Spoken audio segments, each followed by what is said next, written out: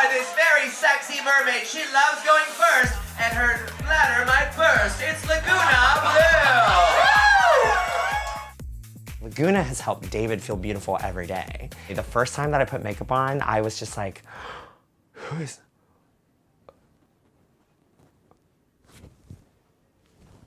You know, so.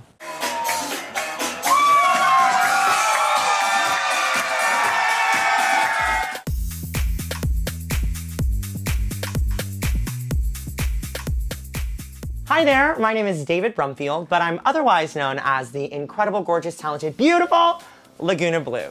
Lagoona Bloo is a mermaid from the bottom of the Gulf of Mexico, so she's super fishy, a little trashy, and she has taken over New York City.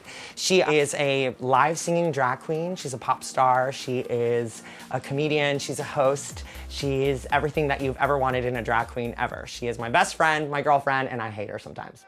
Thank you. There, big bar, how y'all feeling tonight? I work Tuesday through Thursday, I have Friday off, so then then Saturday, Sunday, I'm usually working as well. So on a typical day, I'll probably wake up around 11:30, noon, which sounds glamorous, but it's not because I'm going to bed at 3:30, 4 o'clock in the morning. So I'm still getting my 6 to 7 hours. It should be 8. My face wishes that it was 8, but it's 6 to 7, let's be real. I wake up, I make myself a pot of coffee, and then I, do whatever I have to do. If that's running errands, if that's going to the rehearsal, going to a voice lesson, going to the gym. I need to go to the gym more often. And then I'm usually home by 6 o'clock to have, cook myself dinner or usually eat Chipotle.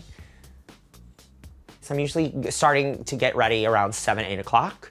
And then I'm at the venue for 10 or 11. And then I'm like rocking the house down boots, you know what I'm saying? Until about 2 in the morning, and then I'm home around 3. I grew up in Prairieville, Louisiana. I was born and raised in the South in the Bible Belt. So I actually had a really hard time being myself. I turned to food as soon as I started realizing that I was different from other people. And so I gained a lot of weight in high school. I was very, very heavy. And when I finally got to college is when I came out to my friends.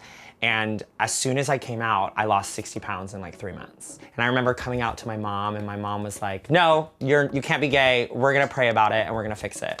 And I remember literally repeating that to her, and I was like, I've been praying for it to go away since I was 12. I had a very rough go. I was always picked on. I was just different, and I was relentlessly myself and trying to defend that always. When I originally came out to my mom when I was about 20 years old, and my mom absolutely did not accept it. And then my mom was diagnosed with cancer a year later, stage 4 colon cancer. The prognosis was very short.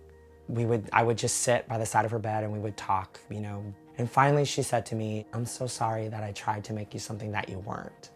The last thing she told me before she left, she said, David, my dream is for all your dreams to come true. She left me in March of 2014. And in September of 2014, I moved to New York City and have never looked back. Oh my God, yes. When I first put on Laguna, oh my God, I looked into that mirror and I was like, who is that woman? I thought I was beautiful. Honestly, it was the first time I really looked into a miracle. It was the first time it was a miracle. I felt beautiful. Listen, I have always dealt with body image issues. Laguna was this key to opening a door of self-love and acceptance. The worst part of drag is putting on body, because I'm clearly a man. And so the thing that makes me shaped like a woman is padding, 4 or 5 layers of tights, a layer of fishnets, and a corset. My friends make fun of me because my padding is atrocious. This is just couch cushion foam that has been cut down to look like a hip. And in a tight, it's pressed against your body. And my friends make fun of me because look, help me, I need new ones, help. Wearing that for upwards of 6, 7, 8, I think the longest I've been in drag is probably 17 or 18 hours. And also frankly, I have to make my junk go away. So that being tucked up and out is a little uncomfortable after a while. But yeah, it's just the body. Just being in this shape when you look like this I'm very lucky because I get to do what I love for a living. It gets a little difficult when it's like day 17 in drag, you know, and my skin wants to like rip off of my face and, you know, I'm exhausted. But as soon as I'm on stage, it like all goes away. Before I started doing drag, I was an actor. I was also supplementing as a waiter, just like every other actor in New York. And I was also a nanny. I was taking care of kids as well, which was fantastic money. What really led me to quit my day jobs were my friends Rose and Jan. And they really encouraged me. They said, Laguna, like as soon as you make the leap, it's gonna happen. And they were right. Stephanie's Child is New York City's premier live singing drag trio, if not the best in the world. There is no one who can touch what we do. Nobody, especially in drag. We started singing together in 2017, and we have never looked back. That December, we performed on The Voice with Jessie J, and that was just like, boom. There's never been a group that does what we do. We sing in 3-part harmony, and we sing very well, because a lot of drag queens in New York say they can sing, and in fact, they cannot. I would sit in my room and practice all day long. I would sit in my room and just That was kind of when my career really just started snowballing into what it is now. It is a huge reason why drag has been so lucrative for me and why I've been able to be so successful. I love them. They are my best friends. Let's go to the show. Doing drag full-time has been the most lucrative experience of my life. I've never made more money in my life. I've never spent more money in my life. Truly, all of the money that I make goes right back into it. It just comes with the territory of being a great drag queen, is that you're constantly elevating yourself.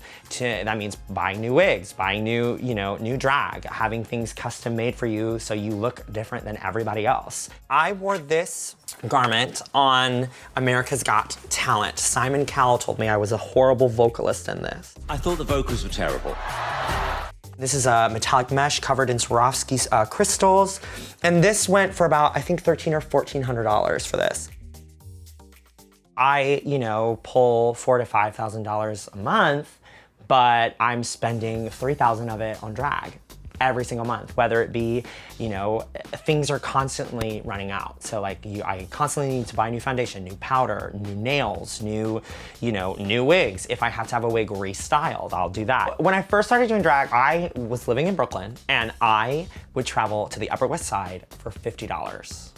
And I was there for 4 hours and I hated my life. Then I booked my first show and that was $125. So now typically my booking fee for a bar is anywhere between $150 to $300, depending on the night, depending on what I'm doing. And then with tips,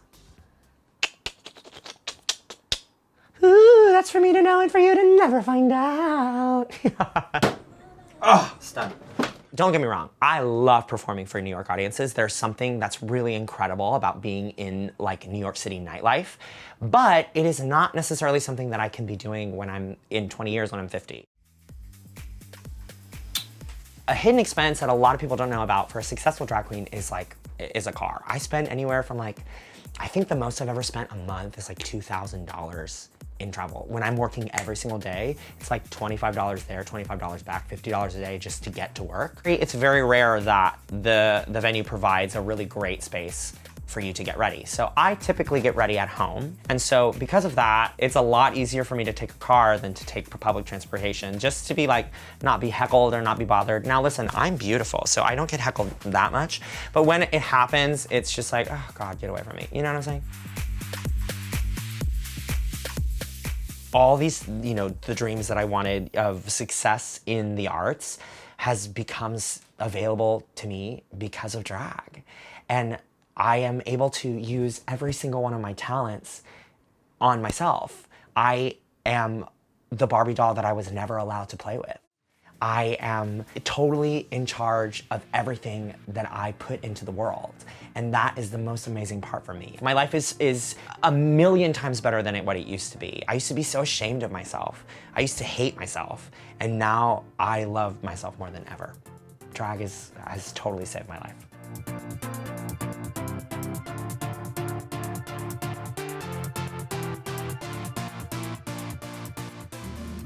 Hey everyone, it is Lagoona Bloo, David Brumfield here, and I'm in my lovely apartment looking out over a quarantine world like a princess that I am. I've been in quarantine since March 12th, and it has been a journey. Let me tell you about it. I went from performing 5 to 6 nights a week to not doing that at all. Luckily, I have a talent to fall back on, and that is painting. I have been in my apartment like a Vincent van Gogh, and I have been painting endlessly. It has been so soothing and so relaxing for me. I have sold about 60 paintings now. I literally have been able to pay my rent and put food on my table because of these paintings. Now, I don't know if I can keep it up for, two more months, but and I will start doing online shows soon. But for now, I'm just sticking to the painting, and it's been very, I feel so grateful to have it. Thank you for checking in on me. I send you love, light, and lots of health. Mwah!